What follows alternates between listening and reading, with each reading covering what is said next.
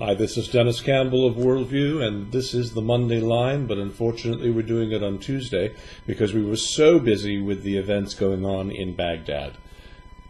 What will it take to show real political courage in Iraq? Last Saturday morning at 5:45 a.m. there was a brutal rocket and mortar attack on Camp Liberty, home to some 3,000 plus refugees living in what amounts to a very tight trailer park. The attack, condemned by the UN, European Union, and UK parliaments, Amnesty International, and others, resulted in the gruesome death of 6 camp residents and injured nearly 100. For more than 5 years, we've covered, as UK Progressive, the refugee situation in Iraq Camp Ashraf, now relocated to the former US Air Base, Camp Liberty. Now, as we've reported in the past, this camp is made up of about 3,100 members of the Mujahideen al-Khalq, or MEK, also known as the PMOI, a group that until September 2012 was on the US State Department terror watch list. Now, it had been removed from the UK list in 2008 and the European list in 2009. The original designation was made by then US President Bill Clinton, essentially trading that designation for better ties with the then thought to be more moderate new Iranian government. Now, that government was so moderate, it ramped up a secret nuclear program. So in exchange, the MEK and the PMOI were the expendable pawns. Now, the MEK are not a group of Eagle Boy Scouts.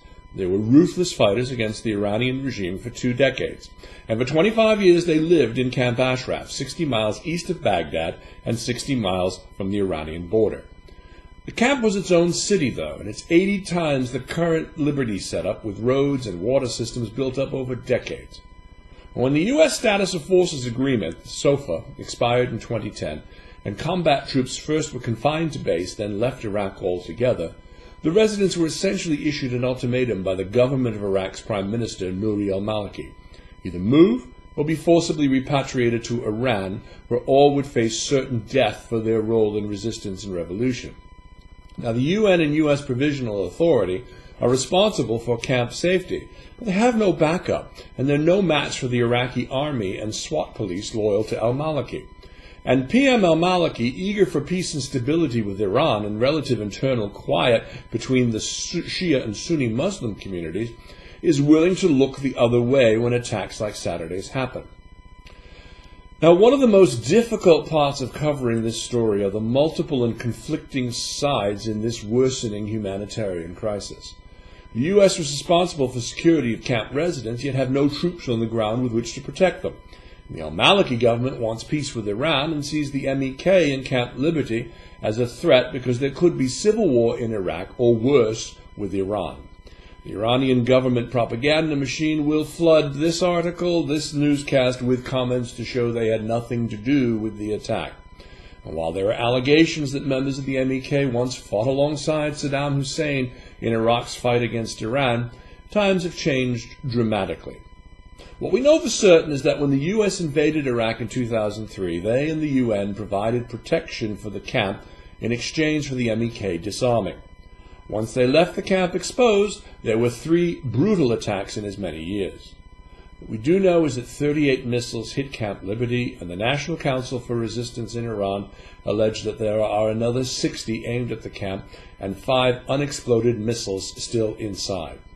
Now, the photos and risk are real, and all sides lack the courage to deal with this issue. The U.S. politicians line up to curry favor with and support the PMOI's president in exile, but one has to question the motives of Rudy Giuliani, Newt Gingrich, Rick Santorum, and others so vocal in their support. Just like we saw in the Miami Cuban community, they've awaited the death of Castro for 50 years to then exert commercial dominance. Could it be that these former Republican leaders also sense commercial opportunities to exploit inside the overthrow of a theocracy in Iran? The question: where is the courage to once and finally settle this issue? The UN and the U.S. Representative Martin Kobler will not even venture out of the heavily fortified Baghdad Green Zone to see the situation on the ground at Liberty, and no one in the MEK wants to meet with them anyways.